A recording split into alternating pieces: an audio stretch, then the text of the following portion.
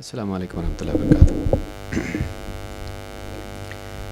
ان الحمد للہ نحمده ونستعینه ونستغفره ونعوذ باللہ من شرور انفسنا ومن سیئات اعمالنا من يهده الله فلا مضل له ومن يضلل فلا هادي له واشهد ان لا اله الا الله وحده لا شريك له واشهد ان محمدا عبده ورسوله اما بعد فإن خير الحديث كتاب الله وخير الهدي هدي محمد صلى الله عليه وعلى آله وسلم وشر الأمور محدثاتها وكل محدثة بدعة وكل بدعة ضلالة وكل ضلالة في النار. قال الله تبارك وتعالى وإنك لعلى خلق عظيم. قابل احترام فضیلۃ الشیخ افتخار احمد مدنی حفظہ اللہ، موقر اہل علم، میرے محترم دینی بھائیوں اور قابل احترام ماں اور بہنوں، حافظ ابن حجر العسقلانی رحمہ اللہ کی کتاب بلوغ المرام سے اس کے آخری حصے کتاب الجامع کا باب الترغیب فی مکارم الاخلاق، اچھے اخلاق سے متعلق احادیث کا باب۔ اس باب کی کئی حدیثیں اس سے پہلے ہم نے دیکھی اور آج بھی ہم اسی سلسلے کو جاری رکھتے ہوئے آگے بڑھاتے ہوئے پچھلی ایک حدیث کا ترجمہ اور اس کی تشریح اور اس میں موجود احکام دیکھیں گے انشاءاللہ۔ حدیث کے الفاظ جو اس سے پہلے بھی ہم نے دیکھے ہیں وہ یہ ہیں: وعن ابی ہریرہ رضی اللہ عنہ قال قال رسول اللہ صلی اللہ علیہ وسلم ما نقصت صدقة من مال وما زاد الله عبدا بعفو إلا عزا وما تواضع أحد لله إلا رفعه اخرجہ مسلم۔ ابو ہریرہ رضی اللہ تعالیٰ عنہ سے روایت ہے، فرماتے ہیں اللہ کے رسول صلی اللہ علیہ وسلم نے ارشاد فرمایا: ما نقصت صدقة من مال، صدقہ مال میں سے کچھ کمی نہیں کرتا، وما زاد اللہ عبدا بعفو الا عزا، اور اللہ تعالیٰ بندے کے معاف کرنے پر اس کی عزت بڑھاتا ہی ہے۔ وما تواضع احد للہ الا رفعہ، اور جو بھی شخص اللہ کی خاطر تواضع اختیار کرتا ہے، اپنے آپ کو چھوٹا کرتا ہے، تو اللہ تعالیٰ اس کو اونچا ہی کرتا ہے۔ اس حدیث کو امام مسلم نے روایت کیا ہے۔ پچھلے درس میں ہم نے صدقے کے تعلق سے دیکھا تھا کہ صدقہ مال کو گھٹاتا نہیں ہے، بلکہ ایک انسان جب اللہ کے دین کے لیے یا اللہ تعالیٰ کی پسند والی راہوں میں خرچ کرتا ہے، اللہ کے حکم کے مطابق اللہ تعالیٰ ذمہ داریوں کو نبھاتے ہوئے خیر کے کاموں میں، ذمہ داریوں میں جب خرچ کرتا ہے، تو اللہ تعالیٰ نہ صرف یہ کہ آخرت میں اسے مزید بڑھا کے لوٹاتا ہے، اس کا اجر کئی گنا کر کے دیتا ہے، بلکہ اللہ تعالیٰ دنیا میں بھی اس مال کے بدلے اسے مزید مال، مزید نعمتیں عطا فرماتا ہے۔ تو صدقے کے ذریعے سے نہ صرف آخرت میں بلکہ دنیا میں بھی مال میں، نعمتوں میں اضافہ ہوتا ہے۔ دوسرا حصہ حدیث کا کیا ہے؟ وما زاد اللہ عبدا بعفو الا عزا، اللہ تعالیٰ بندے کے دوسروں کو معاف کرنے پر اس کی عزت بڑھاتا ہی ہے۔ اس سے معلوم ہوتا ہے کہ معافی پر عزت بڑھتی ہے۔ ایک بندے کو چاہیے کہ جب دوسرے کسی معاملے میں اس کے حق میں کوتاہی کریں، اس کی جان کے معاملے میں، اس کے مال کے معاملے میں اور اس کی عزت کے معاملے میں، اگر اس کو کوئی اذیت پہنچائیں، زخم پہنچائیں جسم کو یا دل کو، یا اسی طرح سے اس کی کسی ملکیت کو نقصان پہنچائیں، تو ایک ایمان والے کو چاہیے کہ وہ اعلیٰ اخلاق اپناتے ہوئے معاف کر دے۔ اس کے اختیار میں ہے کہ چاہے تو بدلہ لے، بدلہ جائز ہے اور ظلم حرام ہے، لیکن افضل یہ ہے کہ وہ دوسروں کو ان کی غلطیوں پر معاف کر دے۔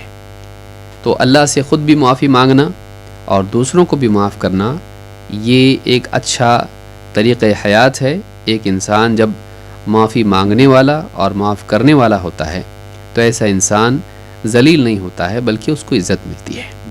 معافی مانگنے میں بھی عزت بڑھتی ہے، کیونکہ حق کا اعتراف انسان کو اونچا کرتا ہے، لیکن حق کا انکار کرنا اسے نہ صرف لوگوں کی نگاہ میں بلکہ اللہ کے ہاں بھی ذلیل و رسوا کرتا ہے۔ اس تعلق سے علامہ صنعانی رحمہ اللہ اس حدیث کی شرح میں فرماتے ہیں وفی قولہ ما زاد اللہ عبدا بعفو الا عزا حث علی العفو عن المسیء، کہ اس حدیث میں یا اس حدیث کے اس ٹکڑے میں کہ اللہ تعالیٰ معاف کرنے پر بندے کی عزت بڑھاتا ہے، کہتے ہیں اس میں ترغیب ہے کہ برائی کرنے والے کے ساتھ معافی کا معاملہ کرنا چاہیے۔ اگر کسی نے آپ کے ساتھ برائی کی ہے، آپ اس کی برائی کے بدلے میں برائی نہ کریں، بلکہ بہتر یہ ہے کہ آپ اس کی برائی کے بدلے میں اس کو معاف کر دیں۔ کہتے ہیں کہ حث علی العفو عن المسیء وعدم مجازاتہ علی اساءتہ، کہ اس کی برائی کے بدلے میں اس کو برابری کا اس کے ساتھ معاملہ کرنا، اس کو اس کی برائی کی جزا برائی سے دینا، یہ مناسب نہیں ہے۔ اور وہ کہتے ہیں کہ وہ ان کا نہ جائزہ، اگرچہ جائز ہے، بہتر یہ ہے کہ معاف کیا جائے۔ جائز یہ ہے کہ ایک انسان انتقام لے، لیکن ظاہر بات ہے کہ انتقام میں اتنا ہی انتقام ہونا چاہیے جتنا کسی نے آپ کے ساتھ برائی کی ہے، اور یہ بڑا مشکل معاملہ ہے۔ بہت ممکن ہے کہ آپ اس کے انتقام لینے میں آپ اس سے زیادہ اس کے ساتھ برائی کر دیں، تو ایک ایمان والا اس سے ڈرتا ہے کہ کہیں ظلم کے جواب میں ظالم نہ بن جاؤں، تو وہ سیفٹی اسی میں سمجھتا ہے، احتیاط اسی میں سمجھتا ہے کہ بھئی میں معافی کر دیتا ہوں، کیونکہ انتقام لینا ایسا ہے جیسے رسی پر چلنا، کہ ذرا بھی بیلنس گیا نیچے، ذرا بھی انسان اعتدال سے ہٹ گیا وہ ظالم بن جائے گا۔ لہٰذا ظلم سے بچنے کے لیے ایک مومن معاف کرنے کو پسند کرتا ہے۔ یہ عام قانون ہے، یہ عام چیز ہے کہ اچھا اخلاق معافی والا ہوتا ہے۔ خود نبی کریم صلی اللہ علیہ وسلم کی زندگی میں آپ دیکھیے، مشرکین نے آپ کو کتنا ستایا، لیکن فتح مکہ ہونے کے بعد آپ نے فتح مکہ کے وقت میں آپ نے انتقام نہیں لیا، بلکہ آپ نے ایک عمومی معافی کا درگزر کا اعلان کیا۔ اور بقیہ زندگی میں بھی آپ دیکھیں گے، چاہے رشتہ داروں کا معاملہ ہو یا اسی طرح سے کوئی اور دشمن ہو، تو جتنے بھی لوگ تھے آپ کے، ان لوگوں نے دعوت کے معاملے میں جو بھی آپ کو ستایا تھا، آپ نے کسی سے انتقام، ذاتی طور پر انتقام نہیں لیا۔ جہاں شرعی حدود کا معاملہ تھا، جہاں شریعت کی حدیں نافذ کرنا تھا، وہاں آپ نے نافذ کی، اللہ کی رضا کے مطابق آپ نے فیصلے کیے، لیکن آپ نے اپنے ذاتی معاملات میں عموماً لوگوں کو معاف کیا۔ تو اس حدیث سے بات معلوم ہوتی ہے کہ معاف کرنا بہتر اخلاق ہے۔ قرآن کریم میں اللہ رب العالمین نے یہ بات کہی ہے، لیکن اس میں ایک ضمناً ایک بات آتی ہے جس کو سمجھنا ضروری ہے۔ یہاں دو باتیں ہم اس کے ضمن میں دیکھیں گے۔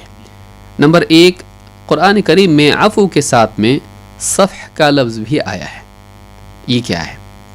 جیسے مثال کے طور پر سورہ النور میں اللہ تعالیٰ فرماتا ہے وَلْيَعْفُوا وَلْيَصْفَحُوا أَلَا تُحِبُّونَ أَن يَغْفِرَ اللَّهُ لَكُمْ وَاللَّهُ غَفُورٌ رَحِيمٌ۔ سورہ النور آیت نمبر 22۔ وَلْيَعْفُوا وَلْيَصْفَحُوا، اہل ایمان کو چاہیے کہ وہ معاف کریں اور درگزر کا معاملہ کریں، یا صفح کا معاملہ کریں، عفو کا معاملہ کریں اور صفح کا معاملہ کریں، صاد، فا اور حا۔ الا تحبون ان یغفر اللہ لکم، کیا تم اس بات کو پسند نہیں کرتے کہ اللہ بھی تمہاری مغفرت کرے؟ واللہ غفور الرحیم، اور اللہ تو ہے ہی مغفرت کرنے والا، رحم فرمانے والا۔ اس آیت میں اللہ رب العالمین نے دو باتوں کا حکم دیا ہے کہ اہل ایمان کے لیے بہتر یہ ہے، اہل ایمان کو چاہیے کہ وہ عفو کا اور صفح کا معاملہ کریں۔ اس تعلق سے علماء نے کہا کہ عفو اور صفح جب دو چیزیں اللہ نے یہاں پر ذکر کی ہیں تو ظاہر بات ہے کہ دونوں کے معنی الگ ہوں گے۔ عام قاعدہ یہی ہے، الا یہ کہ وہ عطف تفسیری ہو۔ تو یہاں پر کہا کہ اس تعلق سے بعض علماء نے بات کہی ہے کہ فَإِنَّ الْعَفْوَ أَن يَتَجَاوَزَ عَنِ الْجَانِ۔ نواب صدیق حسن خان رحمہ اللہ فرماتے اپنی تفسیر میں فتح البیان میں، کہتے فَإِنَّ الْعَفْوَ أَن يَتَجَاوَزَ عَنِ الْجَانِ وَالصَّفْحَ أَن يَتَنَاسَى جُرْمَهُ۔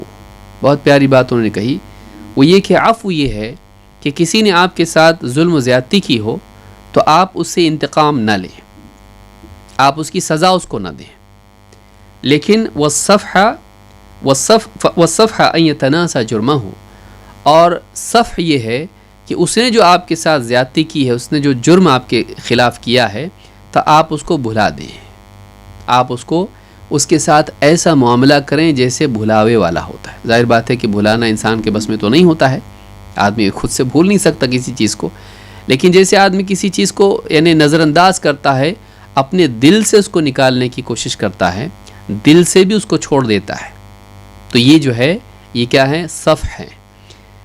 کہتے ہیں وقیل العفو بالفعل والصفح بالقلب، کہتے ہیں عفو کا معاملہ فعل سے ہوتا ہے اور صفح کا معاملہ قلب سے ہوتا ہے، یعنی ہاتھ سے چھوڑ دینا، سزا نہیں دینا، یہ عفو ہے، لیکن دل دینا کسی کو، یہ کیا ہے؟ یہ صفح ہے، کہ ایک آدمی دل میں اس کے لیے کچھ نہ رکھے، چھوڑ دے، معاملہ ختم ہو گیا، چھوڑ دو۔ بعض اوقات انسان معاف تو کر دیتا ہے لیکن دل میں برائی باقی رہتی ہے، وہ سزا نہیں دیتا کسی کو لیکن دل میں برائی باقی رہتی ہے۔ کہا کہ وَلْيَعْفُوا وَلْيَصْفَحُوا، کہ تم معاف کر دو، انتقام مت لو، سزا مت دو، اور دل سے بھی اس معاملے کو نکال دو، دل سے بھی دشمنی کو چھوڑ دو۔ تو یہ دو باتیں اللہ تعالیٰ نے یہاں پر بیان کی، تو مناسب تھا کہ یہ دونوں لفظ قرآن میں آتے ہیں، تو دونوں میں کیا مطلب ہے، فرق کیا ہے دونوں میں؟ یہ فرق ہے، عفو سزا نہ دینا، اور صفح جو ہے دل سے بھی اس کو بھلانے کی کوشش کرنا۔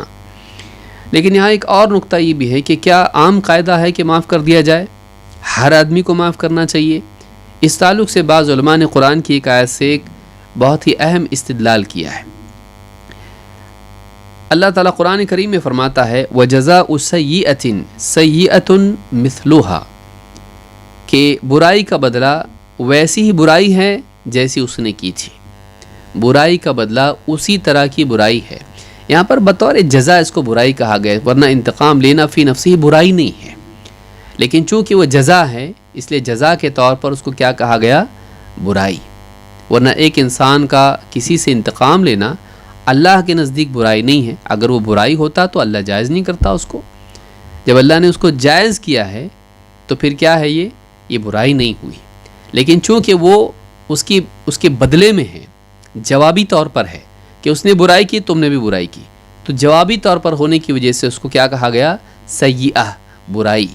وَجَزَاءُ سَيِّئَةٍ سَيِّئَةٌ مِثْلُهَا، کہ برائی کا بدلہ اسی طرح کی برائی ہے۔ اس قاعدے کو یاد رکھنا اس لیے بھی ضروری ہے کیونکہ قرآن کریم میں اللہ رب العالمین کے بارے میں بھی کئی جگہ اس طرح کی بات آتی ہے کہ وَمَكَرُوا وَمَكَرَ اللَّهُ، انہوں نے مکر کیا اور اللہ نے بھی مکر کیا۔ یہ جوابی طور پر ہے، ابتدائی طور پر اللہ کے لیے یہ لفظ نہیں آتا ہے۔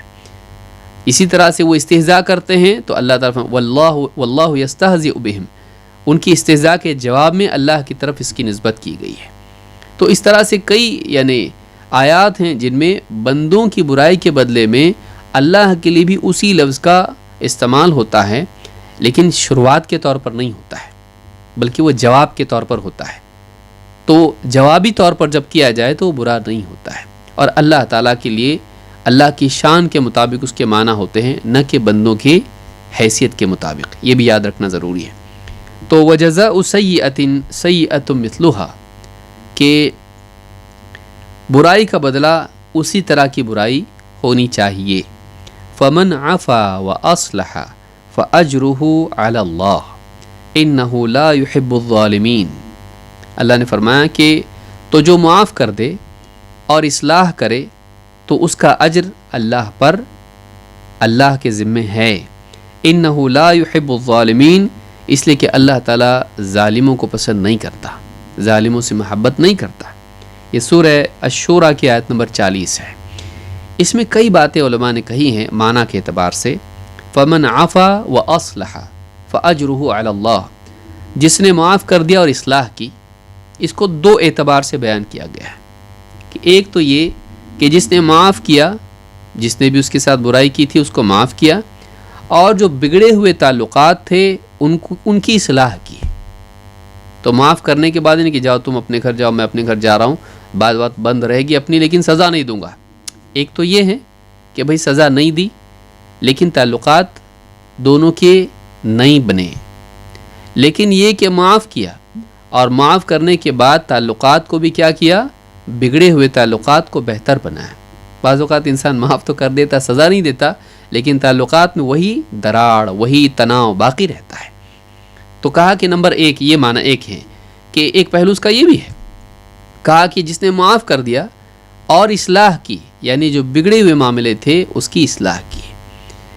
ایک معنی اس میں یہ بھی ہے کہ معاف کیا جس نے برائی کی تھی اور اصلاح کی اس کی، تو ایسا انسان یعنی اس کا معاف کرنا اس میں اصلاح کا پہلو تھا کہ نہ صرف یہ کہ معاف کر دیا بلکہ جس نے غلطی کی تھی اس کو نصیحت کی، اس کی اصلاح کی، اس کو سدھارنے کی کوشش کی۔ تو یہ بھی ایک معنی ہے اس میں۔ تیسرا ایک معنی اس میں یہ بھی ہے کہ جس نے معاف کیا اور اصلاح کی، علماء نے کہا کہ معافی میں قاعدہ یہ ہے کہ دو طرح کے لوگ ہوتے ہیں۔ ایک وہ ہوتا ہے کہ جو غلطی کرتا ہے اور معاف کرنے سے اس کی غلطی چھوٹ جاتی ہے، سرکشی ختم ہوتی ہے یا کم از کم ہو جاتی ہے، اس میں سدھار آتا ہے۔ تو ایک تو یہ آدمی ہے۔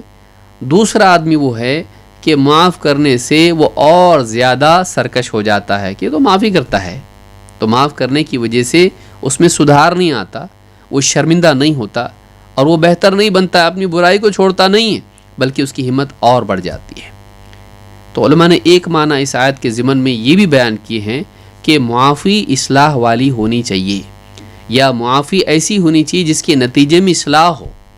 اگر ایک انسان کسی کو معاف کرتا ہے اور معاف کرنے کے نتیجے میں وہ انسان سدھرتا نہیں بلکہ بگڑتا ہے، تو بعض اوقات مصلحت کی وجہ سے ایسے انسان کو معاف نہیں کرنا چاہیے بلکہ اس کی عقوبت اس کو دینا چاہیے۔ یہ بات بھی بعض علماء نے کہی ہے۔ شیخ عبد الرحمن ابن ناصر السعدی اپنی تفسیر میں یہ کہتے ہیں وَشَرَطَ اللَّهُ فِي الْعَفْوِ الْإِصْلَاحَ فِيهِ الْإِصْلَاحَ فِيهِ، کہتے کہ اللہ تعالیٰ نے اس عفو میں، معافی میں اصلاح کی بھی شرط لگائی ہے۔ کہتے ہیں لِيَدُلَّ ذَلِكَ عَلَىٰ أَنَّهُ إِذَا كَانَ الْجَانِي لَا يَلِيقُ الْعَفْوَ عَنْهُ وَكَانَتِ الْمَصْلَحَةُ الشَّرْعِيَّةُ تَقْتَضِي عُقُوبَتَهُ فَإِنَّهُ فِي هَذِهِ الْحَالِ لَا يَكُونُ مَأْمُورًا بِهِ۔ کہتے ہیں اس سے یہ بھی معلوم ہوتا ہے، اس سے یہ دلالت، یہ بات سامنے آتی ہے کہ جب ظلم کرنے والا یا غلط کام کرنے والا، اذیت پہنچانے والا معاف کرنے کے لائق نہ ہو اور مصلحت شریعت کی اسی میں ہو کہ اس کو سزا دی جائے، تو پھر ایسی حال میں ایک مسلمان اس بات کا حکم اس کو نہیں ہے کہ وہ معاف ہی کرے۔ یعنی اگر کسی نے غلط کام کیا ہے اور اس کو معاف کرنے میں اس کی بھلائی نہیں ہے، وہ سدھرے گا نہیں اور بگڑے گا، تو ایسے انسان کو سزا دینا چاہیے، نہ کہ معاف کرنا چاہیے۔ کیوں؟ اس لیے کہ معاف کرنے سے اس کی اصلاح نہیں ہو رہی بلکہ وہ بگڑ رہا ہے۔ تو ایک بہت ہی اہم قاعدہ ہے جس کو یاد رکھنا چاہیے۔ بعض اوقات لوگ کہتے ہیں میں معاف کرتا جا رہا ہوں لیکن وہ تو اور نڈر ہو گیا، اس کو تو معلوم ہے کہ اس کو کتنا بھی ستاؤ، اس کو کتنا بھی پریشان کرو، یہ آدمی معافی کرنے والا ہے، دنیا بھر کی ساری برائیاں کرو اور آخر میں جا کے کہو بھائی معاف کر دو، تو معافی کر دے گا، کیونکہ قانون اللہ کا معاف کرنے کا ہے تو معافی کرے گا۔ تو بعض لوگ جو ہیں ان کی فطرت اتنی مسخ ہو جاتی ہے کہ معاف کرنے سے ان میں حیا پیدا ہونے کے بجائے وہ مزید جری ہو جاتے ہیں۔ ایسے لوگوں کے لیے عقوبت کا ڈر بھی ہونا چاہیے۔ تو کوئی آدمی شرمندگی کی وجہ سے برائی چھوڑتا ہے اور کوئی آدمی سزا کی وجہ سے برائی چھوڑتا ہے، جو جس کیٹیگری کا ہے اس کے ساتھ ویسا معاملہ کیا جائے۔ یہی بات شیخ ابن عثیمین رحمہ اللہ نے بھی ایک جگہ کہی ہے کہ معافی کا قاعدہ یہ نہیں کہ آپ ہر ایک کو معاف کرتے چلے جائیں، بلکہ وہ ایک عام قاعدہ ہے۔ لیکن کہیں ایسا بھی ہوتا ہے کہ کسی انسان کو معاف کرنے سے اس کی اصلاح نہیں ہوتی ہے، وہ اور جری ہو جاتا ہے، تو وہاں پر آپ کو معاف کرنے کی بجائے اس کے لیے ڈر بھی رکھنا چاہیے تاکہ وہ برائی سے رک جائے، اس کو سزا بھی ملنی چاہیے۔ تو اس سے سماج میں امن و امان قائم رہتا ہے، معاشرے کے اندر لوگوں کی جان و مال اور ان کی عزتیں محفوظ رہتی ہیں۔ تو جہاں معافی قاعدہ ہے وہیں پر سزا اور عقوبت بھی قاعدہ ہے۔ تو یہ بہت اہم اور عمدہ بات اس آیت کی تفسیر میں شیخ عبد الرحمن ابن ناصر السعدی، جو شیخ ابن عثیمین رحمہ اللہ کے اساتذہ میں سے ہیں، خاص استاذ ہیں ان کے، تو انہوں نے یہ بات اپنی تفسیر میں کہی ہے، اور بہت عمدہ تفسیر ہے۔ جو چاہتا ہے کہ مختصر کوئی تفسیر عربی زبان میں پڑھے، اردو میں ترجمہ اس کا ہوا ہے، لیکن عربی تفسیر جو ہے، عربی کے جو اس کے یعنی جملے اور جو جس طرح سے انہوں نے لکھا ہے بہت پیارا انداز ہے. تو یہ بہت اچھی تفسیر ہے, اس کو پڑھنا چاہیے. یہ قرآن کی جو واقعی باتیں اس میں اس اختصار کے ساتھ ساری باتیں انہوں نے بیان کی ہیں. جلالین میں ایک دم اختصار ہے اور لفظاً سارے معنی ہیں, لیکن یہ جو تفسیر ہے اس میں تفصیل ہے اور واقعی جو احکام کی روح جو ہے, حکمت ہے جو قرآن کے احکام میں, وہ اختصار کے ساتھ اگر کسی کو پڑھنا ہے, بہت موٹی تفسیر نہیں پڑھنا ہے, یہ تفسیر اس کے لیے ہے. تو یہ ایک بات معلوم ہوئی. اللہ کے نبی صلی اللہ علیہ وسلم اور صحابہ عفو اور درگزر کا معاملہ کرتے تھے. عام قاعدہ یہی ہے, اللہ کے رسول صلی اللہ علیہ وسلم بھی اور صحابہ بھی لوگوں کے ساتھ درگزر کا, معافی کا معاملہ کرتے تھے. اسامہ رضی اللہ تعالیٰ عنہ کہتے ہیں وَكَانَ النَّبِيُّ صلی اللہ علیہ وسلم وَأَصْحَابُهُ يَعْفُونَ عَنِ الْمُشْرِكِينَ وَأَهْلِ الْكِتَابِ كَمَا أَمَرَهُمُ اللَّهُ وَيَصْبِرُونَ عَلَى الْأَذَى کہ اللہ کے نبی صلی اللہ علیہ وسلم اور آپ کے صحابہ مشرکین اور اہل کتاب سے عفو کا معاملہ کرتے تھے, انتقام نہیں لیتے تھے. کما امرہم اللہ, جیسا کہ خود اللہ تعالیٰ نے انہیں حکم دیا تھا. ویصبرون علی الاذی, اور ان کی تکلیفوں پر صبر کیا کرتے تھے. ویصبرون علی الاذی, ان کی پہنچائی ہوئی تکلیفوں پر صبر کرتے تھے. امام البخاری نے صحیح البخاری میں کتاب التفسیر میں اس کو ذکر کیا ہے, حدیث نمبر 4566. تو اس حدیث میں یہ بات ملتی ہے کہ نبی صلی اللہ علیہ وسلم کا اور صحابہ کا عام معمول یہ تھا کہ وہ مخالفین کو معاف کرتے تھے, وہ اپنے مخالفین کو معاف کرتے تھے. ایک مسلمان کو بھی اس کا اہتمام کرنا چاہیے. اسی طرح سے آپ دیکھیں گے حدیث کا آگے کا حصہ ہے, آخری حصہ یہ ہے وَمَا تَوَاضَعَ أَحَدٌ لِلَّهِ إِلَّا رَفَعَهُ, جو بھی بندہ اللہ کی خاطر تواضع اختیار کرتا ہے اللہ تعالیٰ اسے رفعت عطا کرتا ہے. رفعت اللہ تعالیٰ اسے اونچائی عطا کرتا ہے, اس کی عزت اللہ بڑھاتا ہے, اسے اونچا مقام اللہ دیتا ہے. آخرت میں تو ہے ہی ہے, لیکن دنیا میں بھی اللہ تعالیٰ اس کی عزت, اس کا مقام اونچا کرتا ہے. تو اللہ کے لیے جھکنے والا اونچائی پاتا ہے, اللہ کے لیے جھکنے والا رفعت پاتا ہے. اللہ رب العالمین نے قرآن کریم میں یعنی تکبر کی برائی بیان کی ہے. اللہ تعالیٰ فرماتا ہے وَمَن يَسْتَنْكِفْ عَنْ عِبَادَتِهِ وَيَسْتَكْبِرْ فَسَيَحْشُرُهُمْ إِلَيْهِ جَمِيعًا, کہ جو بھی اللہ تعالیٰ کی عبادت سے گھمنڈ کرے اور یعنی انکار کرے, استنکاف کا مطلب ہوتا ہے ترک کر دینا, منع کر دینا, نہیں ماننا.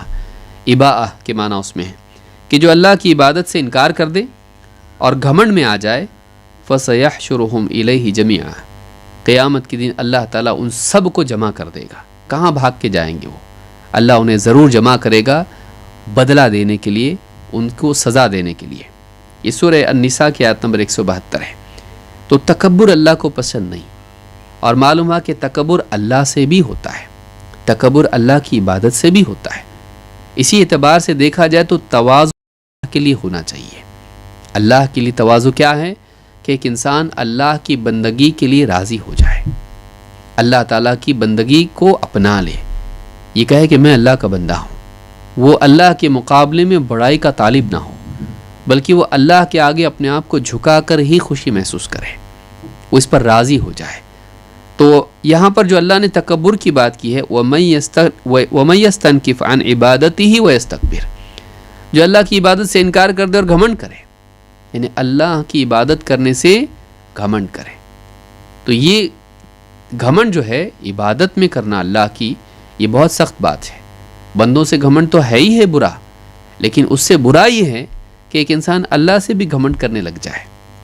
اسی طرح سے بندوں سے تواضع تو ہے کہ انسان لوگوں کے ساتھ میں چھوٹا بن کے رہے, گھمنڈ نہ کرے, ان پر بڑا بن کے نہ رہے, ان کو چھوٹا نہ دکھائے. لیکن اس سے بڑھ کر تواضع یہ ہے کہ ایک انسان اللہ کے آگے اپنے آپ کو جھکا دے, اللہ کی عبادت میں اپنے آپ کو چھوٹا بنا لے, میں بندہ ہوں اللہ کا.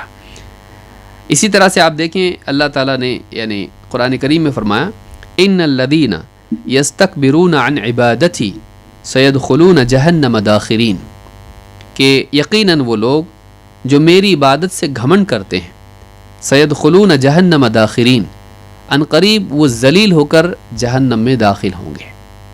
تو یہاں پر کیا کہا؟ یستکبرون عن عبادتی، میری عبادت سے تکبر کرتے ہیں. دیکھیے دو چیزیں ہیں، ایک ہے تواضع اور دوسرے ہے تکبر. یہ دونوں اپوزٹ ہے، ایک دوسرے کے مخالف ہیں. تو تواضع یہ کہ انسان چھوٹا بن جائے اپنے دل میں بھی اور اپنی زندگی کے سارے معاملات میں اپنے کو چھوٹا بنا کے چلے، گھمنڈ نہیں. اس کے بالمقابل تکبر ہے، اپنے آپ کو بڑا سمجھے، دوسروں کو حقیر سمجھے، حق بات کو، صحیح بات کو قبول نہ کرے، لوگوں کو چھوٹا دکھائے، یہ گھمنڈ ہے. تو گھمنڈ اللہ کے مقابلے میں بھی ہوتا ہے، جو کہ سب سے بھیانک شکل ہے، جیسا کہ ابلیس نے کیا تھا. ابا واستکبر وکان من الکافرین، اس نے انکار کر دیا اللہ کے حکم کو قبول کرنے سے اور گھمنڈ میں آ گیا اور وہ کافروں میں سے تھا. یا بعض علماء کی تفسیر کے مطابق وکان من الکافرین سے مراد وصار من الکافرین، کافروں میں سے ہو گیا. تو یہاں پر کہ جو لوگ میری عبادت سے گھمنڈ کرتے ہیں وہ ان قریب ذلیل ہو کر جہنم میں داخل ہوں گے. آپ دیکھیے تکبر ذلت، جو میری عبادت سے تکبر کرتے ہیں ذلیل ہو کر جہنم میں جائیں گے. اس کے بالعکس آپ دیکھیے کیا ہے کہ جو تواضع اختیار کرتے ہیں، اللہ کی بندگی کو اپناتے ہیں، وہ عزت کے ساتھ جنت میں جائیں گے. اسی لیے کیا کہا کہ وما تواضع عبد للہ الا رفعہ، کہ جو بندہ اللہ کی خاطر تواضع اپناتا ہے، جو اللہ کی خاطر تواضع اختیار کرتا ہے، اسے اللہ رفعت عطا فرماتا ہے. فرشتوں کے بارے میں اللہ نے یہی بات کہی ہے، ان الذین عند ربک لا یستکبرون عن عبادتہ ویسبحونہ ولہ یسجدون، کہ جو لوگ اللہ کے ہاں ہیں، آسمانوں میں جو فرشتے ہیں، تو لا یستکبرون عن عبادتہ، وہ اللہ کی عبادت سے ذرا بھی گھمنڈ نہیں کرتے، تکبر نہیں کرتے. ویسبحونہ، بلکہ اللہ تعالیٰ کی پاکی بیان کرتے ہیں. وَلَهُ یسجدون، اور وہ اسی کے لیے سجدہ کرتے ہیں. سجدہ تواضع کی اعلیٰ ترین صورت ہے. سجدہ کیا ہے؟ انسان کا اپنے وجود کو زمین پر ڈال دینا، اپنے آپ کو جھکا دینا، سر سے لے کے پاؤں تک زمین پر انسان ڈال دے، سجدہ ہے. تو اپنے آپ کو اللہ کے لیے جھکانا یہ اس فرشتوں کی صفت ہے. تو اللہ کی عبادت سے ذرا بھی گھمنڈ نہیں کرتے، بلکہ اور گھمنڈ کی وجہ کیا ہے؟ گھمنڈ کیوں کرتا ہے انسان؟ اپنی خوبیوں پر نگاہ ہوتی ہے، اپنی خوبیوں پر نگاہ ہوتی ہے. میرے اندر یہ ہے، میرے اندر یہ ہے، میرے اندر یہ چیز ہے، اپنی خوبیوں پر نگاہ ہوتی ہے. لیکن فرشتوں کے سامنے کیا ہے؟ اللہ رب العالمین کی خوبیاں ان کے سامنے ہیں. اللہ کتنا پاک ہے، ہم نہیں، اللہ پاک ہے، اللہ تمام عیوب سے پاک ہے، اللہ سب سے بڑا ہے. اللہ کی تسبیح، تحمید، تقدیس وہ کرتے ہیں. تو چونکہ اللہ کی عظمت ان پر چھائی ہوئی ہے، لہٰذا وہ اللہ کے آگے اپنے آپ کو جھکانے میں کوئی عار محسوس نہیں کرتے. یہ سورۃ الاعراف کی آیت نمبر 206 ہے. اسی طرح سے آپ دیکھیں کہ اللہ کے نیک بندے بھی زمین میں اللہ کی عبادت سے تکبر نہیں کرتے. اللہ تعالیٰ فرماتا ہے انما یؤمن بآیاتنا الذین اذا ذکروا بها خروا سجدا، کہ ہماری آیتوں پر جو لوگ ایمان رکھتے ہیں، انما یؤمن بآیاتنا، ہماری آیتوں پر وہ لوگ ایمان رکھتے ہیں، الذین اذا ذکروا بها خروا سجدا، کہ جب انہیں ہماری آیتوں سے نصیحت کی جاتی ہے یا انہیں نصیحت کی جاتی ہے تو وہ سجدے میں چلے جاتے ہیں. وَسَبِّحُوا بِحَمْدِ رَبِّهِمْ، اور اپنے رب کی حمد کے ساتھ اس کی پاکی بیان کرتے ہیں. وَهُمْ لَا يَسْتَكْبِرُونَ، اور وہ ذرا بھی تکبر نہیں کرتے. یعنی جب اللہ رب العالمین کی بڑائی کسی کے سامنے بیان کی جائے، اللہ کی آیات، اللہ کی طرف سے آیا ہوا حق اس کے سامنے بیان کیا جائے، تو فوراً اپنے آپ کو اللہ کے آگے جھکا دے اور ذرا بھی تکبر نہ کرے، حق کو قبول کر لے، انکار نہ کرے، نصیحت کو مان لے، نصیحت کے خلاف گھمنڈ میں، اکڑ میں، ضد پر نہ اڑ جائے. یہ جو صفت ہے یہ اللہ کے نیک بندوں کی صفت ہوتی ہے. یہ سورہ سجدہ آیت نمبر 15 میں اللہ نے بات کہی ہے. تو یہ بہت اہم بات ہے کہ اللہ کے مقابلے میں بھی تواضع اور بندوں سے بھی تواضع کا معاملہ. شیخ ابن عثیمین رحمہ اللہ فرماتے ہیں وَقَوْلُهُ وَمَا تَوَاضَعَ لِلَّهِ هل المراد تواضع للہ ای لأمر اللہ، فأقام الصلاة وآتى الزكاة وأطاع الله ورسوله أو تواضع لعباد الله إخلاصا لله. حدیث میں جو لفظ آیا ہے اللہ کے لیے تواضع اختیار کرتا ہے، اس سے کیا مراد ہے؟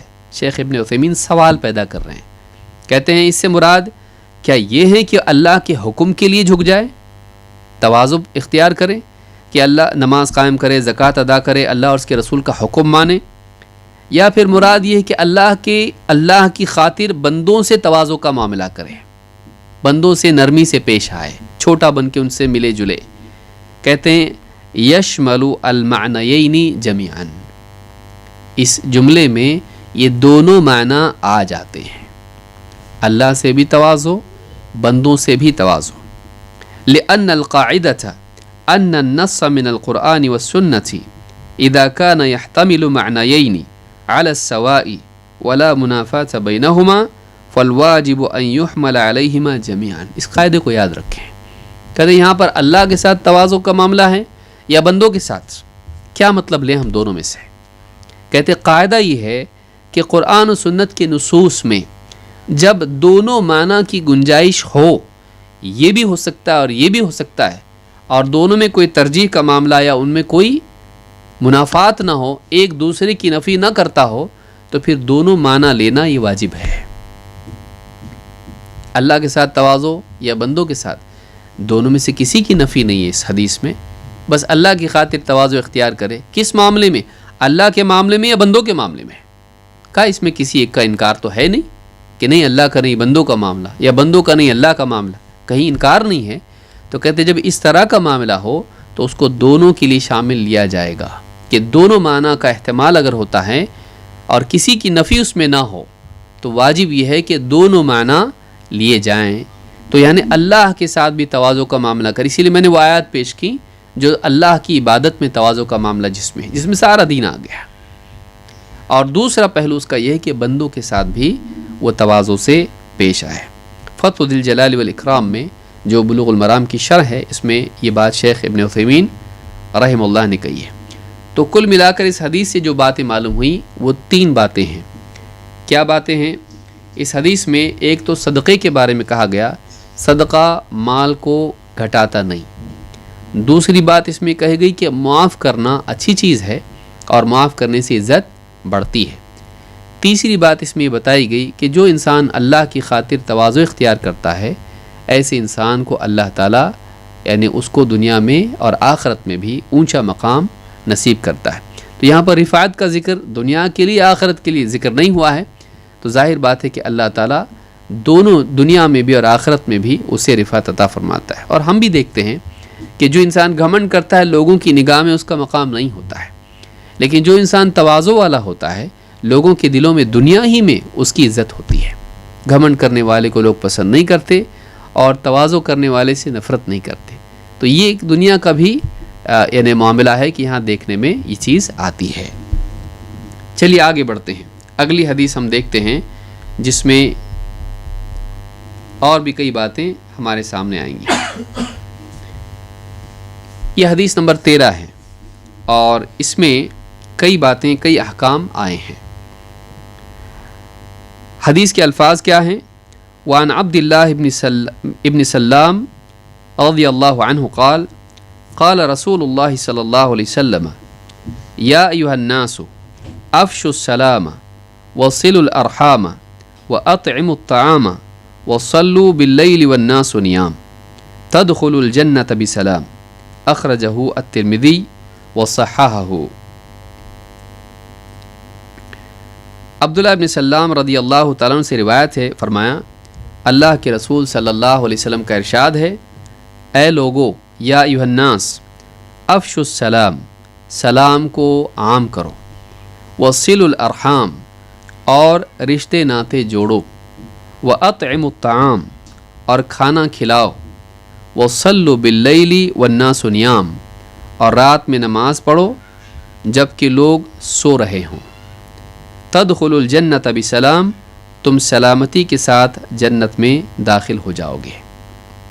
اخرجہ الترمذی وصححہ، ترمذی نے اس حدیث کو روایت کیا ہے اور کہا کہ یہ حدیث صحیح ہے. میں 1 منٹ میں آپ پھر سے بات کرتا ہوں انشاءاللہ.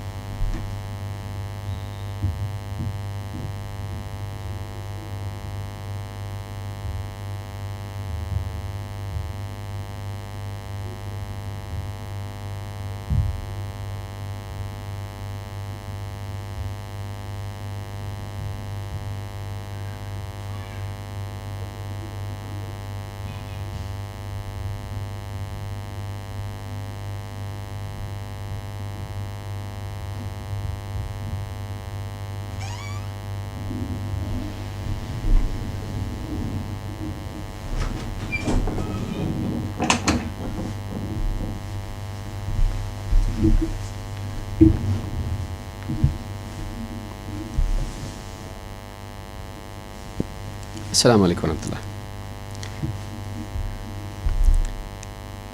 اس حدیث میں اللہ کے نبی صلی اللہ علیہ وسلم نے بنیادی طور پر 4 حکم دیے ہیں اور اس پر یہ بیان کی ہے تدخل الجنت بسلام، اور سلامتی کے ساتھ جنت میں داخل ہو جاؤ.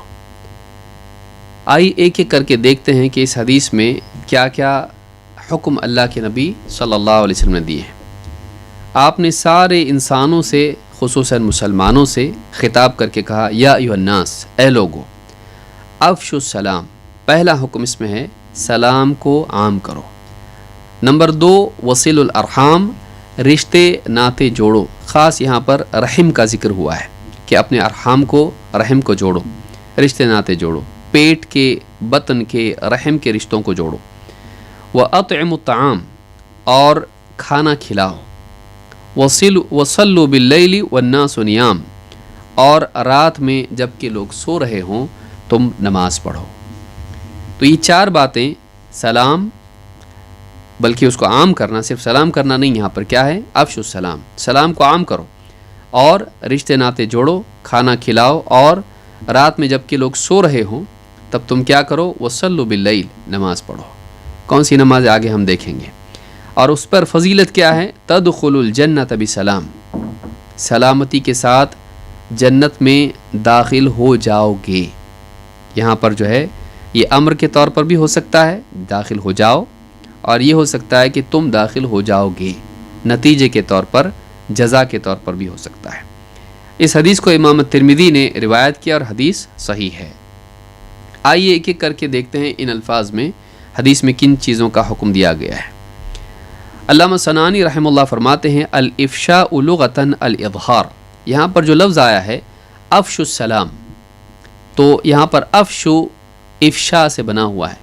افشا کا مطلب ہوتا ہے کسی چیز کا اظہار کرنا. افشا کا معنی ہے اظہار. کہتے ہیں الافشاء لغتاً الاظہار والمراد نشر السلام علی من یعرفہ وعلی من لا یعرفہ.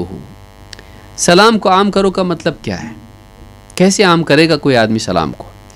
کہتے سلام کو عام کرنے کا مطلب یہ ہے کہ اس کا اظہار کیا جائے، نمبر 1، اور اس میں شامل یہ ہے کہ اس کو عام کیا جائے، یعنی جس مسلمان کو آپ پہچانتے ہیں اس کو بھی سلام کریں، اور جس کو آپ نہیں پہچانتے اسے بھی سلام کریں. سلام کا عام کرنا یہ ہے کہ جان پہچان ہو یا نہ ہو، اگر آپ کو معلوم ہے کہ یہ مسلمان ہے تو آپ اس کو سلام کریں گے. سلام کا عام کرنا یہ ہے. اس سبل السلام میں علامہ صنعانی نے بات کہی ہے. عبداللہ ابن عمرو رضی اللہ تعالیٰ عنہ کہتے ہیں ان رجلا سأل النبی صلی اللہ علیہ وسلم ای الاسلام خیر قال تطعم الطعام وتقرأ السلام على من عرفت ومن لم تعرف. ایک شخص نے اللہ کے نبی صلی اللہ علیہ وسلم سے پوچھا ای الاسلام خیر، سب سے بہتر اسلام کیا ہے، یا اسلام کی خصلتوں میں سے سب سے بہترین خصلت کیا ہے، اسلام کے اعمال میں سے سب سے بہترین عمل کیا ہے؟ تو آپ نے فرمایا تطعم الطعام، یہ کہ تو دوسروں کو کھانا کھلائے، وتقرأ السلام، اور سلام کرے، علی من عرفت ومن لم تعرف، اسے بھی سلام کرے جسے تو پہچانتا ہے اور اسے بھی جسے تو نہیں پہچانتا ہے. یعنی سلام کے لیے ضروری نہیں کہ پہچان ہو، سلام کے لیے اتنا کافی ہے کہ وہ مسلمان ہے. آپ کا رشتہ دار ہیں، آپ کے علاقے میں رہتا نہیں، آپ نے کسی کو دیکھا وہ مسلمان ہے، بس آپ نے اس کو سلام کیا اس لیے کہ وہ مسلمان ہے، اس سے معرفت ضروری نہیں ہے، پہچان ضروری نہیں ہے، تعلقات ضروری نہیں، رشتہ ضروری نہیں ہے، منفعت فائدہ ضروری نہیں ہے، بس مسلمان اس لیے سلام کرنا اس کو۔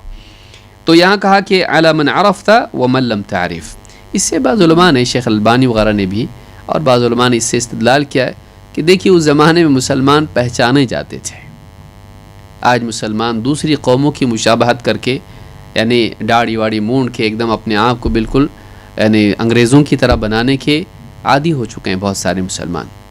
تو کیسے پہچانے کہ مسلمان ہے کہ نہیں ہے؟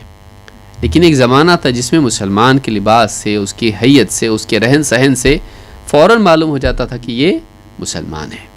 تو بس یہ مسلمان اتنا تو معلوم ہو جاتا تھا، جس کو نہیں پہچانتا اس کو سلام کیسے کرے گا؟ کیسے پہچانے گا؟ بھائی یہاں پر آ رہا ہے کہ جسے جانتا ہو، جسے پہچانتا ہو، جسے نہیں پہچانتا ہو۔ تو نہیں پہچانتا کا مطلب رشتہ داری دوستی کے اعتبار سے نہیں پہچانتا ہے، لیکن پھر مسلمان ہے یہ پہچانتا کیسے اس کو نہیں پہچاننے کے باوجود پہچان رہا ہے کہ مسلمان ہے، کیسے؟ کچھ تو علامات ہوں گی اس میں۔ تو مسلمانوں کا رہن سہن دوسری قوموں سے الگ ہونا چاہیے، ان کی اپنی ایک پہچان ہونا چاہیے۔ اس حدیث سے یہ بھی بات معلوم ہوتی ہے۔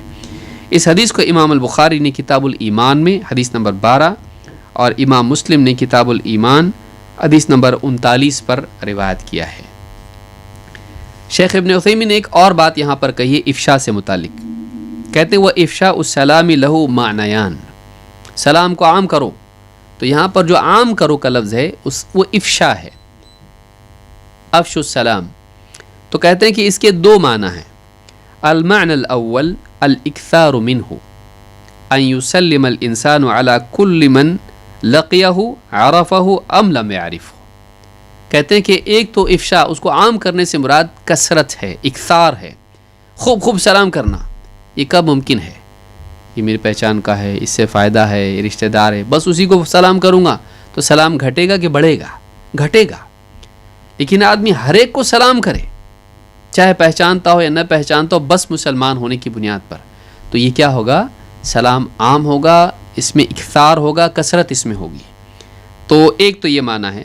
دوسرے کہتے ہیں النوع الثانی، دوسری نوع یہ ہے من افشاء السلامی اظہارہ باللفظ، کہ آدمی لفظ سے اس کا اظہار کرے، بمعنی ان تسلم سلاما یسمعہ من تسلم علیہ۔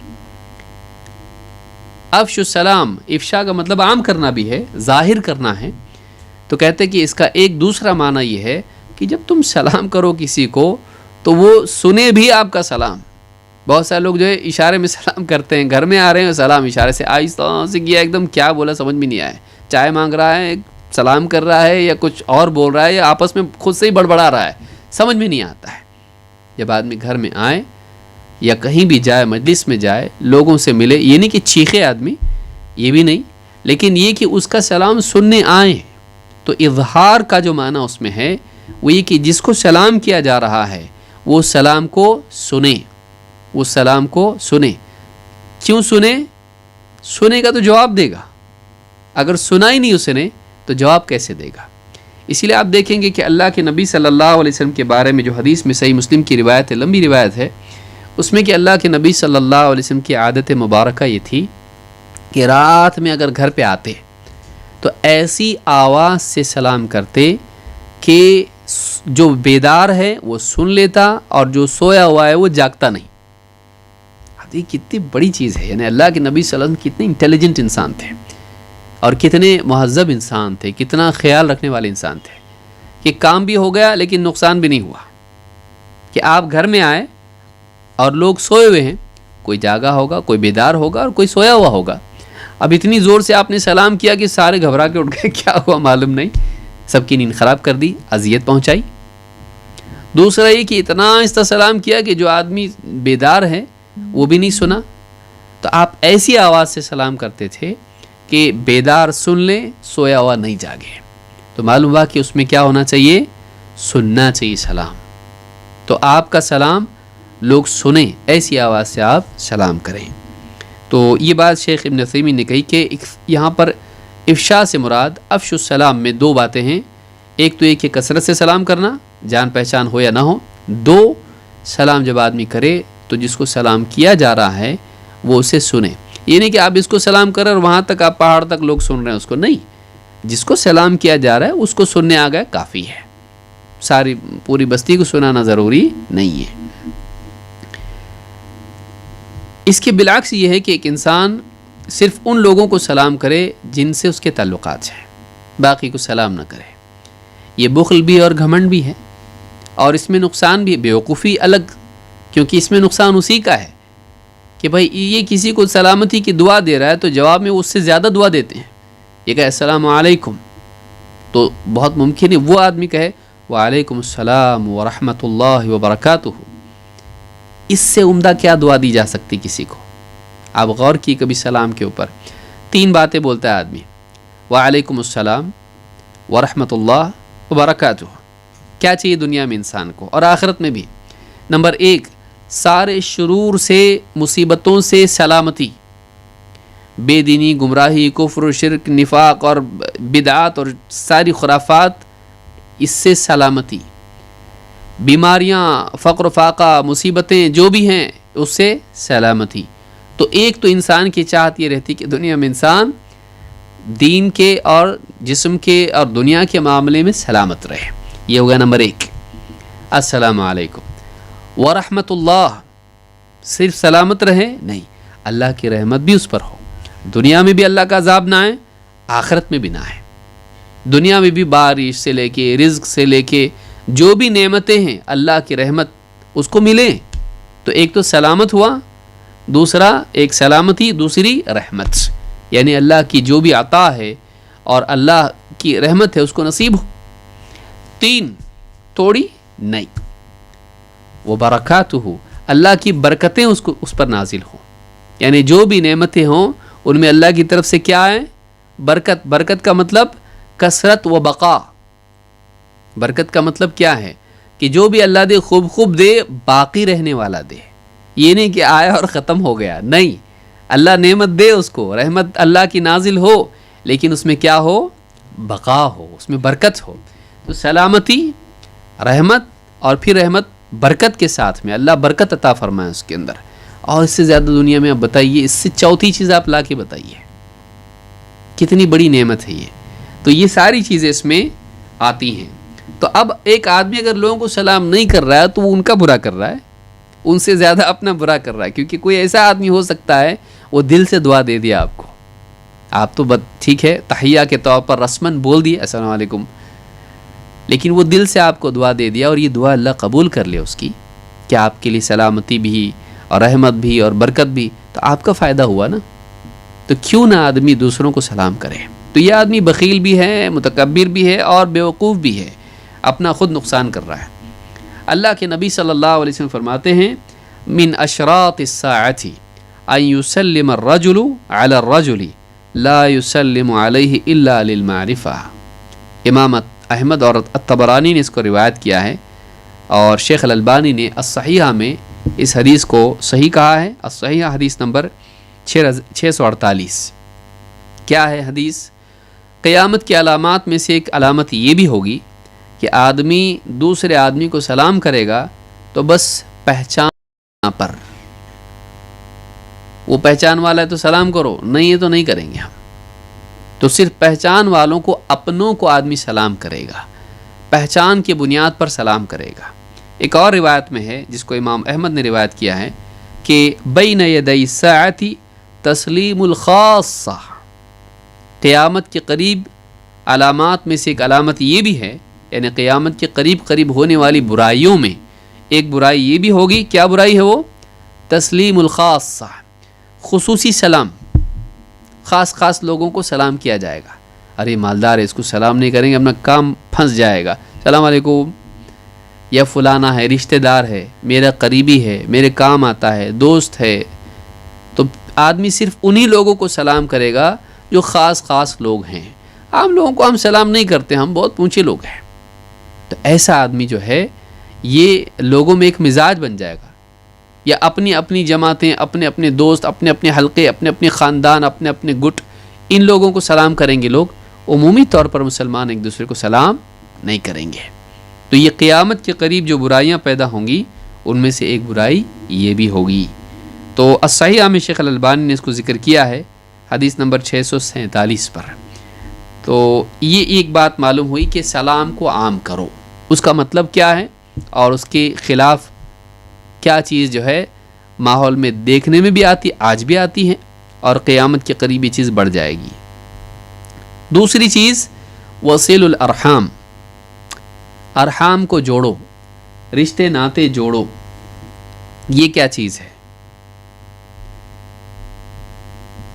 قرآن کریم میں اللہ تعالیٰ فرماتا ہے واتقوا اللہ الذی تساءلون بہ والارحام، خبردار اللہ سے ڈرو جس کا نام لے کر، جس کا واسطہ دے کر، جس کی بنا پر تم لوگوں سے مانگتے ہو، اور ہاں خیال رکھو اپنے ارحام کا، پیٹ کے رشتوں کا، ماں کے بطن کی بنا پر جو رشتے بنتے ہیں ان رشتوں کا خیال رکھو۔ تو یہاں پر اللہ رب العالمین نے ارحام کا خیال رکھنے، رشتے ناتے جوڑنے کا حکم دیا ہے۔ یہ سورہ النساء کی آیت نمبر 1 ہے۔ شیخ ابن عثیمین رحمہ اللہ فرماتے ہیں الارحام جمع رحم وہم القرابات، کہتے ہیں کہ ارحام رحم کی جمع ہے اور اس سے مراد قریبی رشتے ہیں۔ قال اہل العلم القرابۃ من الجد الرابع فما دونہ، کہتے ہیں قرابت شروع کہاں سے ہوتی ہے؟ یعنی چوتھے، یعنی جد جو اوپر تک جاتا ہے تو چوتھی پیڑھی تک وہ جاتی ہے، وہاں سے جتنے رشتے بنتے ہیں وہ سارے کے سارے یہ قرابت دار جس کو ہم کہتے ہیں قریبی رشتے دار، وہ سب اس کے اندر آتے ہیں۔ تو چوتھی پیڑھی تک، دادا تک آپ جائیں، وہاں سے آپ کیا ہے، نانا دادا، وہاں سے آپ کا رشتہ قریبی رشتہ دار کہلاتے ہیں۔ فتح ذی الجلال والاکرام میں یہ بات انہوں نے کہی ہے۔ ابن اثیر رحمہ اللہ نے اس میں وسعت پیدا کی ہے، اور بعض علماء نے کہا کہ نہیں، وہ اس میں شامل نہیں، کیا نہیں ہے۔ ابن اثیر کہتے ہیں کہ قد تکرر فی الحدیث ذکر صلۃ الرحم، حدیثوں میں صلہ رحمی کا کثرت سے ذکر آتا ہے۔ وہی کنایۃ عن الاحسان الی الاقربین، صلہ رحمی کا براہ راست یعنی سیدھا سیدھا معنی اگر کیا جائے تو یہ کہ رشتہ جوڑنا، پیٹ کے رشتے جو بھی ماں کی بنیاد پر رشتے بنتے ہیں ان کو جوڑنا۔ لیکن کہتے ہیں کہ وہی کنایۃ عن الاحسان الی الاقربین، لیکن یہ کنایا ہے، صرف جوڑنے کا مطلب کیا ہے؟ آلریڈی جڑا ہوا ہے وہ تو، ایک آدمی رشتہ داروں سے اس کا تو رشتہ جڑا ہوا ہی ہے، اللہ کی طرف سے جس خاندان میں پیدا ہوا کنیکٹڈ تو آلریڈی ہے، وہ کاغذ پہ تو آئے گا ہی کہ کس کا کون ہے۔ لیکن یہاں پر رشتے جوڑنے سے مراد کیا ہے؟ اس کو مکلف کیا گیا ہے، تو کہتے ہیں کہ یہ کنایا ہے رشتہ داروں سے، قریبی رشتہ داروں سے احسان کا سلوک کرنے کے تعلق سے، کہ رشتہ جوڑ کا مطلب یہ ہے کہ اپنے قریبی رشتہ داروں سے اچھا سلوک کر، احسان کا سلوک کر۔ من ذوی النسب والاصحار، کہتے چاہے وہ نسب کے رشتے ہوں یا سحر کے رشتے ہوں۔ سحر کا مطلب صاد ہا اور را، دوسرا وہ سحر الگ ہے، وہ سین ہا اور را ہے، وہ جادو ہے، وہ نہیں۔ سحر جو یہاں پر ہے نسب و سحرا، سورہ فرقان میں اللہ نے کہا یہاں سحر جو ہے وہ نکاح والے رشتے ہوتے ہیں۔ تو اللہ تعالیٰ نے رشتے جو بنائے انسان کے بنیادی طور پر دو ہیں، ایک تو نسب کے ہوتے ہیں جو باپ اور ماں کی بنیاد پر بنتے ہیں، اور دوسرے ہوتے ہیں جو سسرالی رشتے ہوتے ہیں، بیوی کی بنیاد پر بنتے ہیں۔ تیسرا ایک رشتہ اور بھی ہے، وہ رضاعت کی بنیاد پر بنتے ہیں، دودھ پلایا کسی نے عورت نے تو اس کی بنیاد پر پھر اس کے رشتے بنتے ہیں۔ تو کل ملا کر یہ 3 رشتے ہوتے ہیں۔ تو کہتے ہیں کہ من ذوی النسب والاصحار، تو ابن الاثیر رحمہ اللہ کے مطابق یہاں جو صلہ رحمی کا جو لفظ ہے یہ ان سب کو شامل ہے، ماں باپ کی بنیاد پر جو رشتے بنے ہیں ان کو بھی، اور بیوی کی بنیاد پر جو رشتے بنے ہیں ان کو بھی، یہ سارے رشتے اس میں آتے ہیں۔ اور بہت سارے علماء نے یہ بات کہی ہے، بعض علماء نے کہا کہ نہیں، بیوی والے رشتے اس میں نہیں آتے ہیں، اس میں صرف ماں باپ کی بنیاد پر جو رشتے بنتے ہیں وہ آتے ہیں، جیسا کہ شیخ ابن عثیمین نے بھی یہ بات کہی ہے۔ اعلیٰ کل حال سبھی سے احسان کا سلوک کرنا چاہیے، چاہے کسی بھی اعتبار سے رشتہ ہو۔ کہتے ہیں کہ وہی کنایۃ عن الاحسان الی الاقربین من ذوی النسب والاصحار والتعطف علیہم والرفق بہم والرعایت لأحوالہم، کہ ایک انسان ان کے ساتھ احسان کا سلوک کرے، ان کے ساتھ یعنی شفقت سے پیش آئے، نرمی سے پیش آئے، اور ان کے حالات کی رعایت کرے، دیکھے ٹھیک ہیں نہیں ہیں، فقر فاقے میں ہیں، بھوکے ہیں یا بیمار ہیں، تو ان کے حالات کی نگرانی کرے، وہ دیکھے اور اس کے مطابق ان سے معاملہ کرے۔ وَكَذَلِكَ إِن بَعُدُوا وَأَسْأَوْا أَسَاءُوا، اور ان سے ایسا ہی سلوک کریں چاہے وہ دور ہوں، اس سے دور ہو جائیں یا اس کے ساتھ برا سلوک کریں، ان سے اچھا سلوک کریں، چاہے وہ اس سے کٹیں یا پھر اس سے برا سلوک کریں۔ وَقَطْعُ الرَّحِمِ ضد ذَلِكَ كُلِّهِ، اور قطع رحمی صلہ رحمی کی ضد ہے، اس کا اپوزٹ ہے، اس کے خلاف ہے، اس کے برخلاف ہے۔ تو النہایہ فی غریب الحدیث والاثر میں ابن الاثیر الجزری نے یہ بات کہی ہے۔ تو صلہ رحمی کا مطلب رشتہ داروں سے اچھا سلوک کرنا۔ اللہ کے نبی صلی اللہ علیہ وسلم فرماتے ہیں تعلموا من انصابکم ما تصلون به ارحامکم، اپنے نسب کے بارے میں علم حاصل کرو جس کے ذریعے سے تم اپنے رحم کے رشتوں کو جوڑتے ہو یا جس کے ذریعے سے تم صلہ رحمی کرتے ہو۔ تو اپنے نسب کے معاملات کو معلوم کرو، کون جڑائیں تم سے نسب کی بنا پر۔ تعلموا من انصابکم ما تصلون به ارحامکم، اپنے نسب کے بارے میں اچھی طرح سے جانو کون رشتے میں آتا ہے تمہارے، تاکہ تم ان سے صلہ رحمی کا سلوک کرو، رشتہ جوڑو۔ فإن صلة، فائدہ کیا ہے، کیوں کریں بھائی، رشتہ دار ویسے بھی تو ستاتے ہیں، پریشان کرتے ہیں، لینا دینا ہمارا ان سے کیا ہے، کیوں کریں ہم ان سے صلہ رحمی۔ کہا فإن صلة الرحم محبة فی الأہل مثرات فی المال منسأة فی الأثر، تین فائدے اس کے ہیں، بڑے بڑے ہیں، جس کے لیے تعلقات خراب کیا ہے وہ اسی میں چھپا ہوا۔ کیا ہے؟ نمبر 1 فإن صلة الرحم محبة فی الأہل، رشتہ داروں سے اچھا سلوک کرنا، جڑے رہنا اور احسان کا سلوک کرنا، یہ کیا ہے؟ محبة فی الأہل، ان کے ساتھ یعنی ان کی محبت پانے کا ذریعہ ہے۔ جب جڑو گے، احسان کرو گے، ان سے آپسی محبت بڑھے گی۔ نمبر 1 محبت۔ نمبر 2 مسرات فی المال، مال میں کثرت کا سبب ہے، تمہارا مال بڑھے گا، تمہارا رزق میں برکت ہوگی۔ نمبر 3 منسأۃ فی الاثر، اور کہا کہ تمہاری عمر بھی بڑھے گی۔ اثر، پیچھے جو قدم انسان چھوڑتا ہے، جب آگے چلتا ہے تو پیچھے قدم چھوڑتا ہے، رک گیا کا مطلب قدم ختم، یعنی زندگی ختم۔ تو جتنا چلنے کا موقع ملے گا، گویا کہ ریگستان میں چل رہا ہے انسان، زندہ ہے، تو اس کے قدم بھی پیچھے ہیں، یعنی اس کی عمر بڑھے گی۔ یہ معنی علماء نے ذکر کیے ہیں۔ تو ایک انسان اگر رشتہ داروں سے اچھا سلوک کرے، محبت کا حقدار بنتا ہے، اسی طرح سے اس کا مال بڑھتا ہے، اس کی عمر بڑھتی ہے، اور چاہیے کیا؟ پیسے والا بھی بن گیا، مال بھی بڑھ گیا، عمر میں برکت ہو گئی، صحت مندی، سب کچھ مل رہا ہے، اس کو عمر بڑھ گئی اور پھر محبت بھی مل گئی، اور چاہیے کیا؟ کہاں سے ملتا ہے یہ؟ بابا کے پاس جانے سے نہیں ملتا۔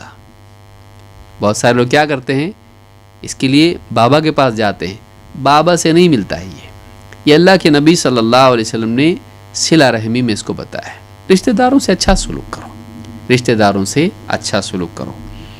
اس حدیث کو امام احمد، ترمذی اور حاکم نے روایت کیا ہے، صحیح الجامع الصغیر حدیث نمبر 2965، حدیث صحیح ہے۔ کبھی شکایت بھی ہوتی کہ ہم ٹھیک ہے، ہم تو اچھے لوگ ہیں، سارے لوگ یہی کہتے ہیں ہم اچھے لوگ ہیں، لیکن ہمارے رشتہ دار اچھے نہیں ہیں، ہم ان سے جڑتے ہیں تو کٹتے ہیں، ہم اچھا سلوک کرتے ہیں برا سلوک کرتے ہیں، تو ہم کیوں جڑیں؟ ہم نے ٹرائی کی لیکن ابھی نہیں جڑتے ہم لوگ۔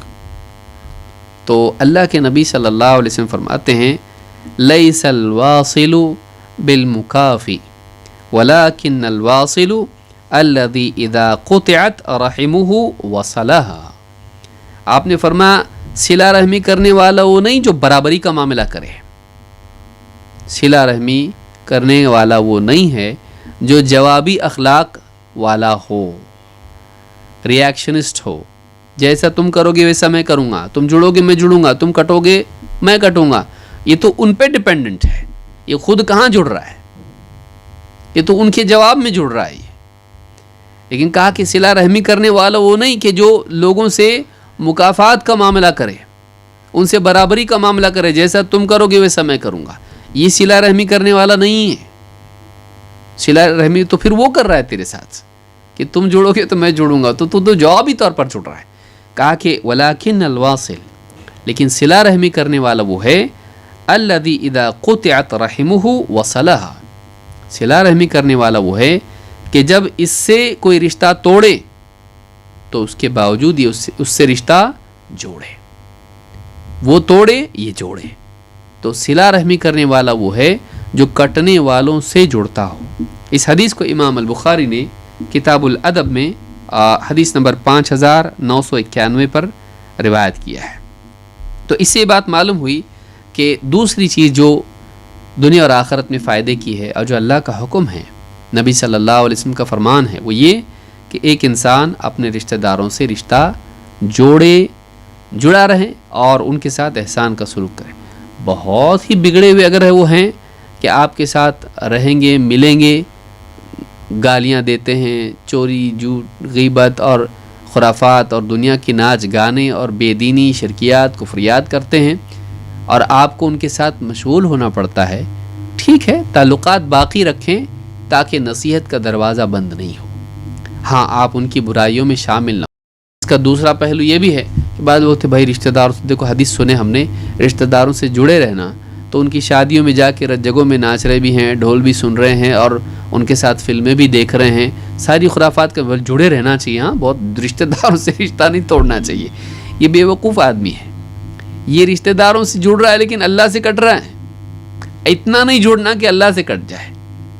رشتہ داروں سے جڑنے کا مطلب یہ نہیں ہے کہ تو ان سے جڑنے میں اللہ سے کٹ جائے۔ اللہ کا حکم یاد رکھنا، رشتہ داروں سے جڑنے کا مطلب یہ ہے کہ ان سے تعلق باقی رکھے، ان سے احسان کا سلوک کرے، یہ نہیں کہ تو ان کے گناہوں میں شریک ہو، تو ان جیسا بن جائے، ان کی خرافات میں۔ درگاہ پہ جا رہے، سب جا رہے، دیکھو نا، رشتہ نہیں توڑنا چاہیے، ان کا دل بھی نہیں توڑنا چاہیے۔ وہ جا رہے، میں جا رہا ہوں، میں بھی جاؤں گا، لیکن میں بس درگاہ تک جاؤں گا، میں کروں گا نہیں کچھ، فاتحہ نہیں دوں گا، میں ان سے دعا نہیں کرتا، خالی درود شریف پڑھ کے آؤں گا میں وہاں پہ۔ ایسے بھی بھولے بھالے لوگ ہیں، یہ غلط ہے۔ آپ رشتے ناتے جوڑنے کا مطلب یہ نہیں ہے کہ آپ ان کے گناہوں میں شریک ہوں۔ تو یہ بھی یاد رکھیے اس کو کہ آپ جڑیں ان سے، لیکن خرافات میں نہیں، اپنے آپ کو دور کریں۔ بعض اوقات لوگ ایسی حدیثیں سن کے تھوڑے خوش ہو جاتے ہیں اور اس کو اپنے فائدے میں استعمال کرتے ہیں۔ نہیں، دین آپ کو اندر معلوم ہوتا ہے کہ آپ کیا کر رہے ہیں، اس کو یاد رکھنا چاہیے۔ اور ایک حکم کیا ہے، اطعم الطعام، کھانا کھلاؤ، کھانا کھلاؤ، وَأَطْعِمُ الطَّعَامَ، کھانا کھلاؤ۔ شیخ ابن عثیمین رحمہ اللہ فرماتے ہیں فَهُوَ عَامٌ شَامِلٌ لِإِطْعَامِ الطَّعَامِ الْوَاجِبِ وَإِطْعَامِ الطَّعَامِ الْمُسْتَحَبِّ۔ کھانا کھلاؤ کس کو؟ حدیث میں نہیں آیا، حدیث میں نہیں، جو بھوکا ہے، غریب ہے، جس کو کھانے کے لیے اس کے پاس نہیں، اس کو کھلاؤ، کیا یہ ہے؟ نہیں،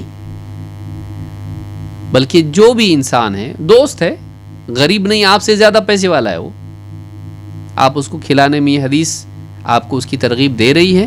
ہاں، چاہے غریب ہو یا مالدار ہو، اپنا ہو پرایا ہو، محتاج ہو اور یعنی اس کے حالات اچھے ہوں، کوئی مسئلہ نہیں۔ اس میں ایک عمومی بات کہی، کھانا کھلاؤ، کھانا کھلاؤ، وَأَطْعِمُ الطَّعَامَ۔ تو شیخ ابن عثیمین کہتے ہیں فَهُوَ عَامٌ شَامِلٌ، یہ لفظ اس میں چونکہ کنڈیشن نہیں رکھی گئی کہ اس کو کھلاؤ، تو یہ کیا ہے، عام ہے، سب کو کھلاؤ، جس کو بھی کھلا سکتے ہو کھلاؤ۔ لِإِطْعَامِ الطَّعَامِ الْوَاجِبِ، جس کو واجب ہے آپ پر کہ کھلانا، جیسے بیوی بچے ہیں، ان کی ذمہ داری آپ پر ہے، اگر آپ ان کو کھلاتے نہیں تو آپ گناہ گار ہوگے۔ یا کوئی آدمی بھوک سے مر رہا ہے اور آپ کے پاس ہے اور آپ نہیں کھلاتے ہو، آپ گناہ گار ہوں گے، کیونکہ آپ کے پاس ہے اور اس کو ضرورت ہے اور وہ ہلاک ہوگا، تو آپ نے اس کی اس وقت میں مدد نہیں کی۔ تو ایک انسان اگر واجب کھلانا ہے، یہ بھی اس میں آتا ہے، اور مستحب ہے، بس ایسی دعوت رکھ دیا آپ نے، دوستوں میں، خواتین ہیں اپنی قریبی رشتہ دار ہیں، ان کے لیے آئیے ہمارے گھر پہ ہم لوگ کھائیں گے، اور بلا کے آپ نے، وہ بھی مالدار آپ بھی مالدار، بیٹھ کے کھائے، اب بولے یہ تو اس میں تو ثواب ملتا کہ نہیں معلوم نہیں، کیوں؟ اس لیے کہ غریبوں کو کھلانے میں ثواب ہے، یہ تو سب کے سب مالدار ہیں، اس سے تو اچھا تھا کہ غریبوں کو کھلاتے نہیں۔ رشتے ناتے جوڑنا، تعلقات قائم کرنا، اس میں کھلانا اور غریبوں کو کھلانا، دونوں اپنی اپنی جگہ نے کیا ہے. ایک اچھا اور ایک برا، یا ایک ٹھیک ایک نہیں ٹھیک، ایک کم، ایسا نہیں ہے. موقع کے اعتبار سے ہر ایک کی اہمیت بدل جاتی ہے. تو ساری چیزیں اس میں آتی ہیں، ہر قسم کا کھلانا اس میں آتا ہے. اب دیکھیے قرآن کریم میں اللہ فرماتا ہے وَيُطْعِمُونَ الطَّعَامَ عَلَى حُبِّهِ مِسْكِينًا وَيَتِيمًا وَأَسِيرًا إِنَّمَا نُطْعِمُكُمْ لِوَجْهِ اللَّهِ لَا نُرِيدُ مِنْكُمْ جَزَاءً وَلَا شُكُورًا. سورۃ الانسان آیت نمبر 8-9. وَيُطْعِمُونَ الطَّعَامَ عَلَى حُبِّهِ کہ اللہ کے نیک بندے کون ہیں؟ جو اللہ کی محبت کی بنا پر لوگوں کو کھانا کھلاتے ہیں. کن کو؟ مسکین کو، یتیم کو اور اسیر کو. مسکین کو جس کے پاس اپنا انتظام نہیں، یتیم آپ جانتے ہیں جس کا باپ دنیا سے چلا گیا، ابھی وہ چھوٹا ہے، یعنی بالغ نہیں ہوا وہ، اور اس کے باپ کی موت ہو گئی تو اس کو یتیم کہتے ہیں. اور اسیر کون؟ قیدی. انما نطعمکم لوجہ اللہ، اور ان کا زبان حال سے وہ یہ کہہ رہے ہوتے ہیں، یعنی کہ ان کو ڈائریکٹ جا کے بولیں، بلکہ ان کے دل کی بات یہ ہوتی ہے انما نطعمکم لوجہ اللہ، ہم تو اللہ کی خاطر تم کو کھلاتے ہیں. لا نرید منکم جزاء ولا شکورا، ہم تم سے کوئی بدلہ نہیں چاہتے کہ آج ہم نے کھلایا تو کل تم ہم کو کھلاؤ، یا ولا شکورا، اور تم سے ہم شکر گزاری کے کلمات بھی نہیں چاہتے. تھینک یو بھی نہیں چاہیے، آپ کا شکریہ بھی نہیں چاہیے. ہم کو تمہاری طرف سے ایسے کلمات نہیں چاہیے کہ تم ہماری احسان مندی کا اظہار تم کرو کہ آپ نے بہت بڑا احسان کیا، مجھ کو کھلایا، بہت بہت اللہ آپ کو بھلا کرے. دعا تو دے رہے ہیں لیکن اس سے شکریہ کا اظہار کریں. شکر کا اظہار ہم نہیں چاہتے، احسان مندی ہم کو دکھاؤ مت. تو نہ بدلہ چاہتے ہیں اور نہ اس کے لیے شکریہ کے کلمات چاہتے ہیں. تو سورۃ الانسان میں اللہ نے بات کہی. یہاں غور کرنے کی چیز یہ ہے کہ یہاں پر یعنی غیر مسلموں کو بھی کھلانے کی ترغیب ہے، کیونکہ اسیر اس زمانے میں کون ہوتا تھا؟ اس زمانے میں اللہ کے نبی صلی اللہ علیہ وسلم کے زمانے میں قیدی کون ہوتے تھے؟ قیدی غیر مسلم ہوتے تھے.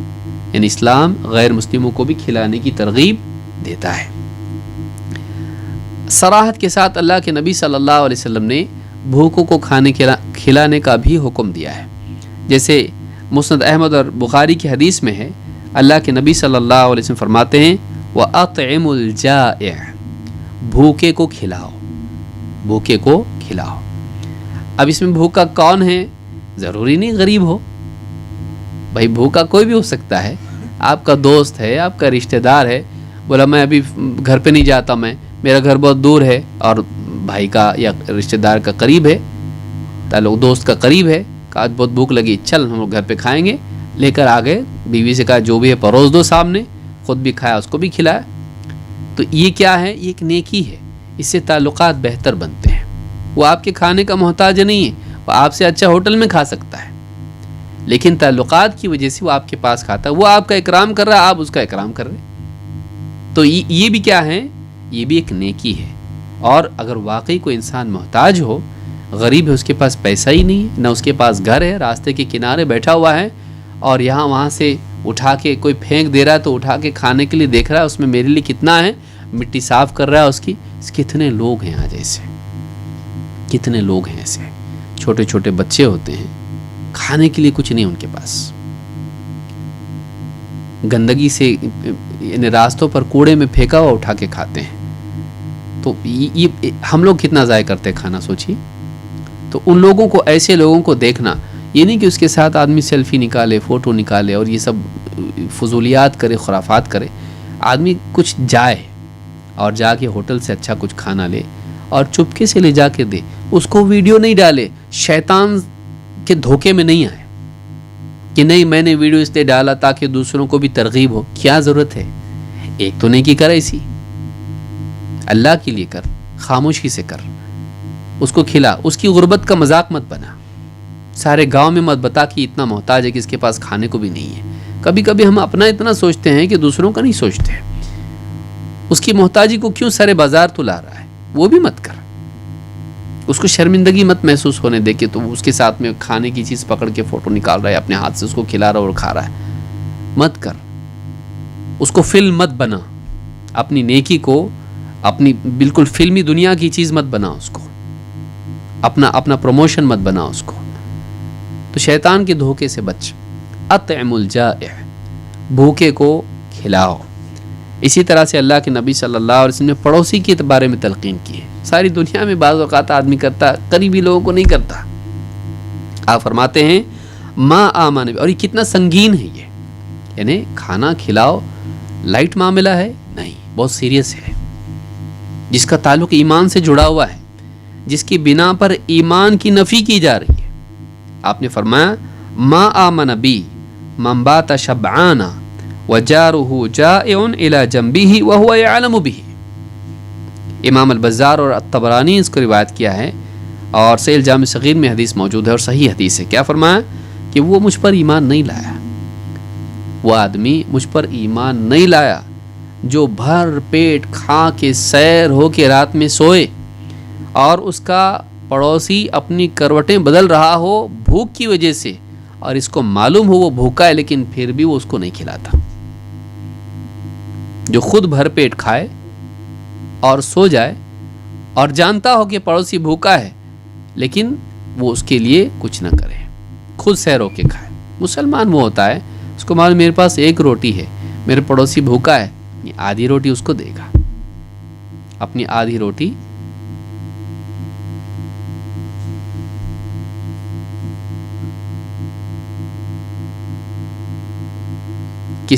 کسی کا آڈیو چل رہا ہے اس کو بند کر دیں۔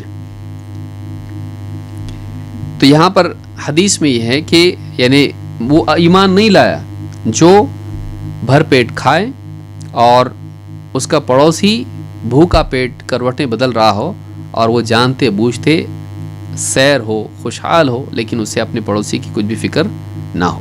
اور آخری چیز جو بتائی ہے وہ ہے وَصَلُّوا بِاللَّيْلِ وَالنَّاسُ نِيَامٌ، رات میں نماز پڑھو جبکہ لوگ سو رہے ہوں۔ یہ کون سی نماز ہے؟ فرض نماز ہے، عشاء کی نماز ہے، یا تہجد کی نماز ہے؟ شیخ ابن عثیمین رحمہ اللہ فرماتے ہیں وقولہ وصلوا باللیل والناس نیام، رات میں نماز پڑھو جبکہ لوگ سوتے رہیں، جبکہ لوگ سو رہے ہوں، کہتے یشمل الفریضۃ والنافلہ، اس میں فرض نماز اور نفل نماز دونوں بھی شامل ہیں، یعنی اس میں عشاء کی نماز بھی آتی ہے اور اس میں تہجد کی نماز بھی آتی ہے۔ کہتے فمن الفریضۃ صلاۃ العشاء ولا سیما اذا اخرت عن اول الوقت وصلاۃ الفجر ایضا، کہتے ہیں کہ اس میں عشاء کی نماز آتی ہے، فرض نماز شامل ہے، خصوصاً جب کہ وہ اپنے اول وقت سے مؤخر کر کے پڑھی جائے، دیر رات میں عشاء پڑھی جائے تو اور بھی یعنی یہ چیز ہو جاتی، کیونکہ بہت سارے لوگ تو سو ہی جاتے ہیں، پھر تب تک اول وقت میں نہیں سوتے ہیں تو بعد میں تو سو جاتے ہیں، تو عشاء بھی اس میں آتی ہے، اور بلا شبہ تہجد تو آتی ہے۔ وصلاۃ الفجر ایضا، کہ نماز پڑھو جب کہ لوگ سو رہے ہوں، تو یہ بھی ایک ایسا وقت ہے کہ عام دنیا بلکہ بہت سے مسلمان بھی اس وقت میں سوئے رہتے ہیں، تو فجر کی نماز ادا کرو۔ تو فجر اور عشاء اور تہجد یہ ساری نمازیں اس میں شامل ہیں، اس لیے کہ اللہ کے نبی صلی اللہ علیہ وسلم فرماتے ہیں لیس صلاۃ اثقل علی المنافقین من الفجر والعشاء، فجر اور عشاء سے بڑھ کے کوئی نماز نہیں جو منافقین پر بھاری ہو، زیادہ بھاری ہو۔ وَلَوْ يَعْلَمُونَ مَا فِيهِمَا لَأَتَوْهُمَا وَلَوْ حَبْوًا، اگر انہیں معلوم ہو جاتا کہ اس میں کیا فضیلت ہے، کیا اجر ہے، تو ضرور آتے، چاہے انہیں گھسٹتے ہوئے آنا پڑتا، گھسٹتے ہوئے آنا ممکن ہوتا تب بھی آتے۔ تو اس حدیث کو امام البخاری نے کتاب الآذان میں حدیث نمبر 657 اور امام مسلم نے کتاب المساجد و مواضع الصلاۃ میں حدیث نمبر 651 پر روایت کیا ہے۔ آخر میں آپ نے فرمایا کہ یہ چار چیزیں بیان کی جس میں عشاء کی نماز، فجر کی نماز اور تہجد اپنے آپ آ جاتی ہے۔ کہا کہ ادخل، یعنی اور آخر میں کیا کہا، وَتَدْخُلُ الْجَنَّةَ بِسَلام، اور جنت میں تم سلامتی کے ساتھ داخل ہو جاؤ گے۔ اگر تم ایسا کرو گے تو تم جنت میں سلامتی کے ساتھ داخل ہو جاؤ گے۔ سلامتی کے ساتھ کا مطلب کیا ہے؟ اللہ تعالیٰ فرماتا ہے قرآن کریم میں उदखुलूहा बिसलाम ज़ालिका यौमुल खुलूद, जन्नत में सलाम के साथ दाखिल हो जाओ, ये हमेशगी के रहने का या हमेशगी का दिन है। ये तुम्हारे लिए ऐसा दिन है कि अब इसके बाद तुम हमेशा हमेशा जन्नत में रहोगे। सूरह क़ाफ़ आयत नंबर 34। इब्न कसीर रहमतुल्लाह अलैह फरमाते हैं उदखुलूहा ऐ अल जन्नह बिसलाम, सलाम के साथ दाखिल हो जाओ। कहा कि क़ाल क़तादतु सलिमू मिन अज़ाबिल्लाह वसल्लम अलैहिम मलाइकतुल्लाह। सलामती के दो पहलू हैं। सलाम के साथ जन्नत में चले जाओ, क्या मतलब है इसका? सलाम के साथ का मतलब क्या है? दो चीज़ें हैं। एक, सलामती के साथ जाओ, जहन्नम से बच गए, अब जन्नत में जाओ। दूसरा ये कि जन्नत में जब जाएंगे तो फरिश्ते उनको सलाम कहेंगे। जो सलामती के साथ जन्नत में, और फिर फरिश्तों का सलाम भी इनको नसीब होगा। कुरान करीम में भी अल्लाह ने फरिश्तों के सलाम का जिक्र किया है। अल्लाह ताला फरमाता है वसीक़ल लज़ीना तक़व रब्बहुम इलल जन्नति ज़ुमरा, एक वफ़द की शक्ल में अहले ईमान को, मुत्तकीन को जन्नत में दाखिल किया जाएगा। हत्ता इज़ा जाऊहा व फुतिहत अबवाबुहा, यहाँ तक कि वो जन्नत के करीब पहुँच जाएंगे और उसके दरवाज़े उनके लिए खोले जाएंगे। वक़ाल लहुम ख़ज़नतुहा, और जन्नत के दरबान यानी फ़रिश्ते उनसे कहेंगे सलामुन अलैकुम तिब्तुम फ़दख़ुलूहा ख़ालिदीन, तुम पर सलामती हो और तुमने बहुत अच्छा किया। तिब्तुम, तुम बहुत अच्छे लोग थे, तुमने बहुत अच्छा काम किया। फ़दख़ुलूहा ख़ालिदीन, अब दाखिल हो जाओ जन्नत में हमेशगी की ज़िंदगी पाते हुए। हमेशगी के लिए जन्नत की ज़िंदगी में दाखिल हो जाओ, जन्नत में दाखिल हो जाओ। ये सूरह ज़ुमर की आयत नंबर 73 है। इसमें बिल्कुल सराहत के साथ है कि जब जन्नत में जन्नती जाएंगे तो जन्नत के जो दरबान होंगे, जो फरिश्ते होंगे, खज़ना, वो उनको सलाम करेंगे, वो उनको सलाम करेंगे। तो ये दोनों बातें इसमें हैं। एक तो ये कि सलामती के साथ जाएंगे जहन्नम से बचा के, और दूसरा माना उसमें यह है कि जब जाएंगे तो उन्हें फरिश्ते सलाम भी करेंगे।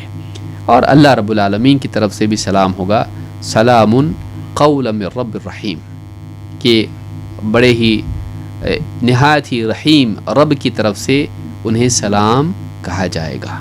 तो अल्लाह की तरफ से भी उनके लिए सलामती का पैगाम होगा और वो जहन्नम से बच के जन्नत में जाएंगे, और फरिश्तों की तरफ से उनको सलामती की दुआ मिलेगी, या उनको तहिया के तौर पर, इकराम के तौर पर सलाम किया जाएगा। और फरिश्ते कहेंगे सलामुन अलैकुम तिब्तुम, बहुत अच्छा किए तुम लोग, ज़िंदगी में तुम लोग जो दीन पे रहे, ईमान, तौहीद और सुन्नत की इत्तिबा करते रहे, हराम से बचे, हलाल का एहतमाम किए, अल्लाह की इबादत का एहतमाम किए, अच्छे अखलाक से जिए, बहुत अच्छा किए तुम लोग। तो फरिश्ते उनको सराहेंगे, उनकी कदर करेंगे, उनको इनकरेज करेंगे, उनकी अप्रिसिएट करेंगे उनको कि बहुत अच्छा किए तुम लोग, सही करे, बहुत सही किए तुम लोग दुनिया में। तिब्तुम फ़दख़ुलूहा ख़ालिदीन, अब आओ, देखो उसका बदला देख लो, हमेशगी की ज़िंदगी तुमको मिलेगी जन्नत में। तो इस हदीस से बात मालूम होती है कि इन नेकियों का बदला ये है कि इंसान सलामती और सलाम के साथ जन्नत में जाएगा। 4 नेकियों का एहतमाम इस हदीस में जो आई है उनको हमको करना चाहिए। अल्लाह रब्बुल आलमीन से दुआ है कि हम सब के जमा होने को कबूल फरमाएँ, और जो बातें हदीसों में आई हैं, जो आला अखलाक की बातें हुई हैं, हम सबको उन पर अमल करने की तौफीक अता फरमाएँ। अक़ूलु हाज़ा व अस्तग़फ़िरुल्लाह ली व लकुम।